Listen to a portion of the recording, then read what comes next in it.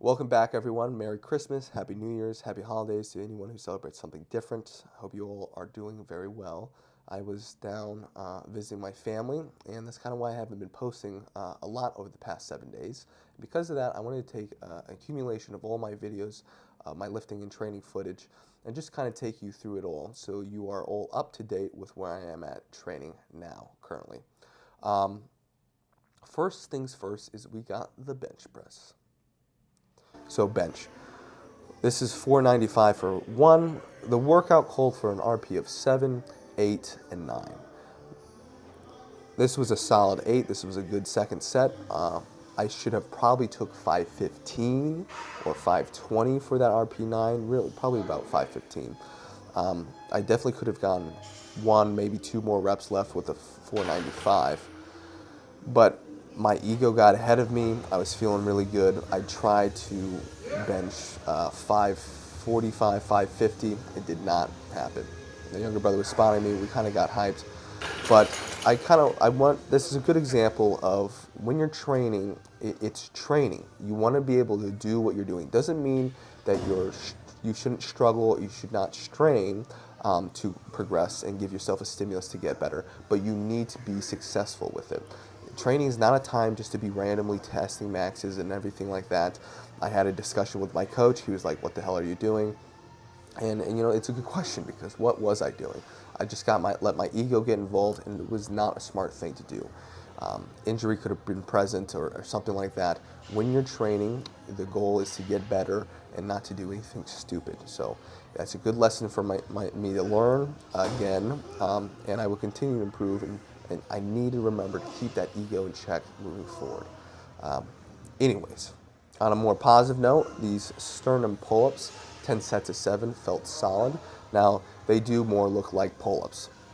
In these videos, the first couple sets, I did get it all the way to my sternum, but these sets, you know, I just eventually evolved into just standard pull-ups.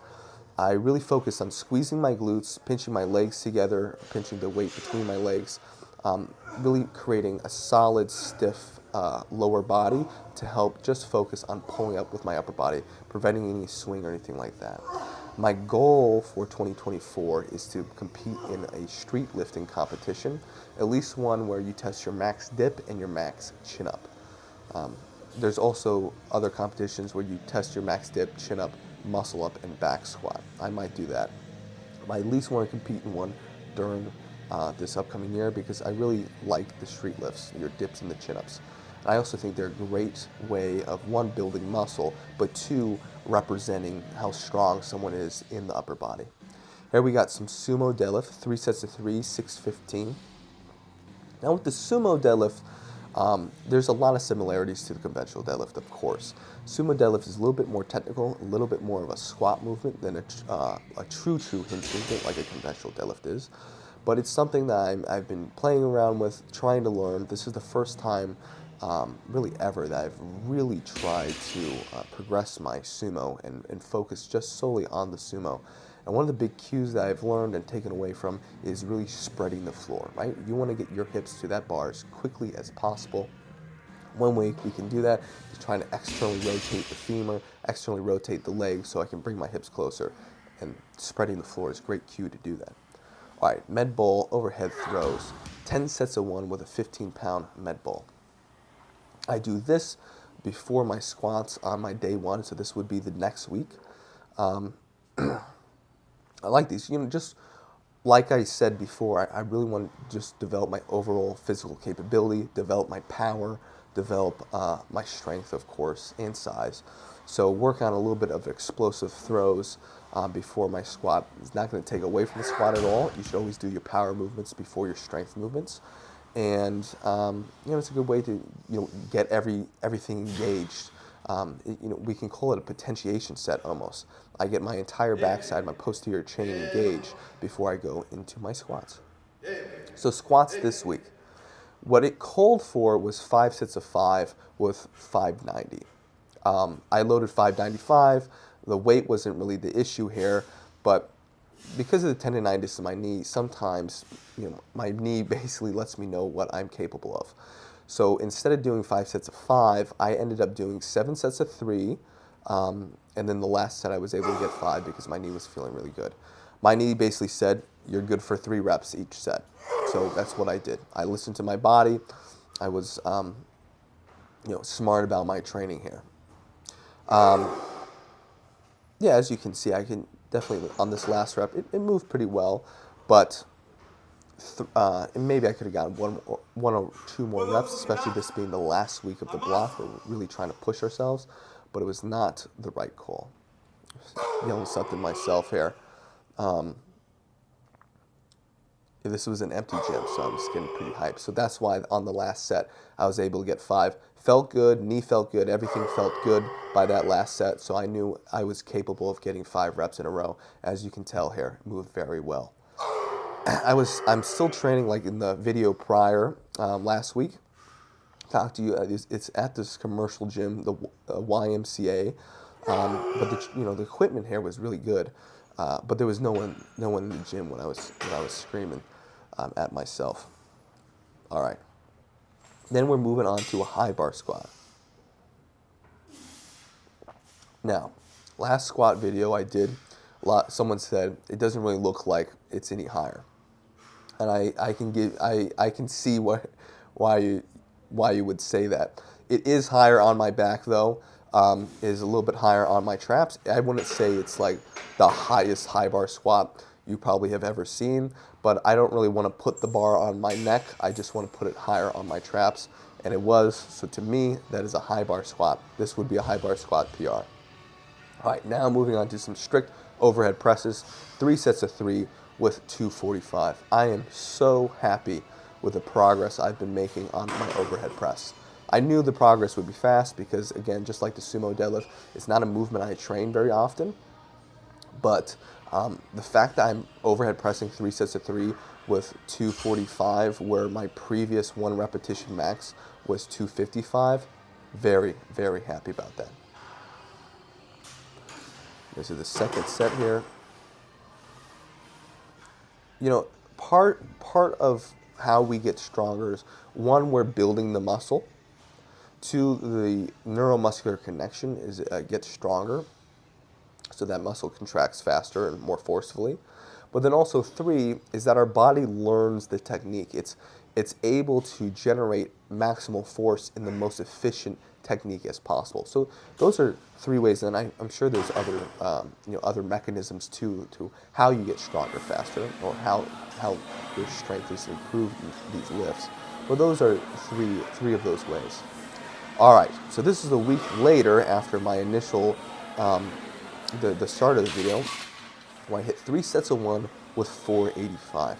I just got back home, and I just got off my flight. I wasn't feeling too great, but I was like, I feel like I can hit this workout. I know I can hit this workout and train. I was debating whether or not I should train that day or the day afterwards. I'm glad I trained that day because I actually started to get more sick to the days to come, where if I waited a day I would have just felt worse. So it wasn't a bad workout at all. It wasn't the pop that I usually like, so I could tell there was something going on with my nervous system, how I was feeling. Because normally I'm pretty energetic. The workouts feel good.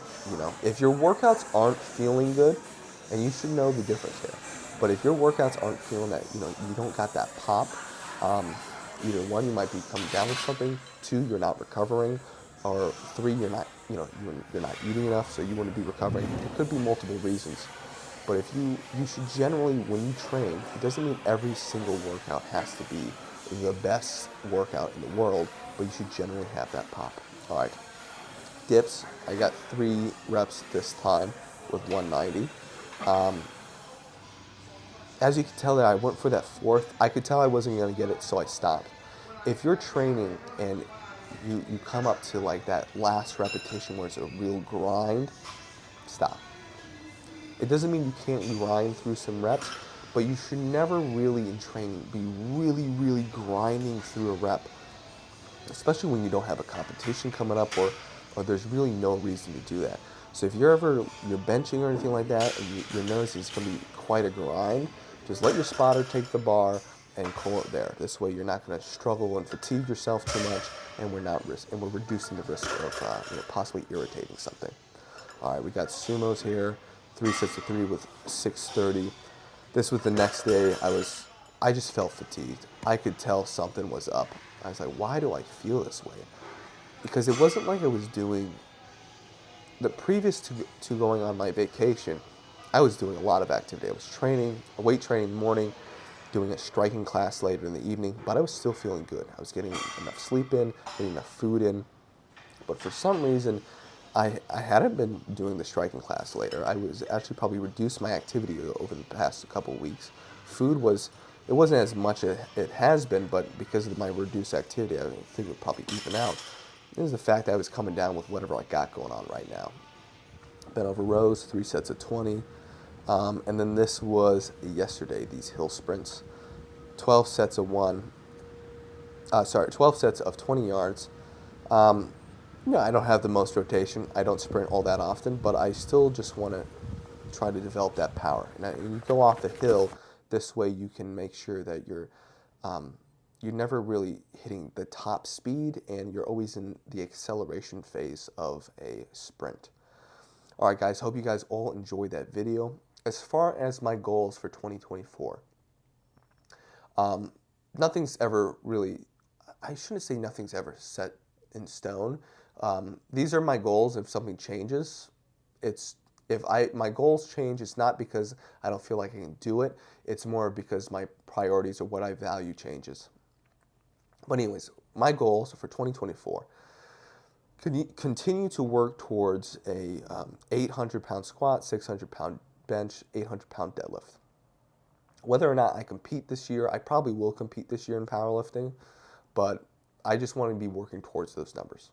I want to compete in a street lifting competition, and I want to compete in some strongman competitions. Other goals, as far as tank strength, my company, and like what I do, I want to travel a little bit more, get a little bit more footage of me traveling. I want to try to put out a little bit more media, and the reason I'm putting out this media, of course, I'm trying to attract attention to my business, my coaching business, but I also just want to document this period of my life, for even myself to look at when I'm older, my kids to look at, or for you guys to look at. So that's really my goal here. Right now I don't like the idea of, it's funny saying this with only like 1,000 subscribers, but I don't necessarily want to be like an influencer. Hopefully I influence people in a positive direction, but I don't necessarily want to be trying to sell you things I don't believe in. I want to sell you myself and the things I believe in, if you guys are watching this. And I also want to entertain you, educate you, and honestly, the biggest priority is just documenting my life, and hopefully you guys take something positive away from that. All right, hope you guys had enjoyed this video. Hope you had a wonderful holiday season. If you have any questions or about coaching, any questions about anything, please reach out to me, tankstrengthcoaching@gmail.com. Visit my website, tankstrengthcoaching.com, and I will see you soon.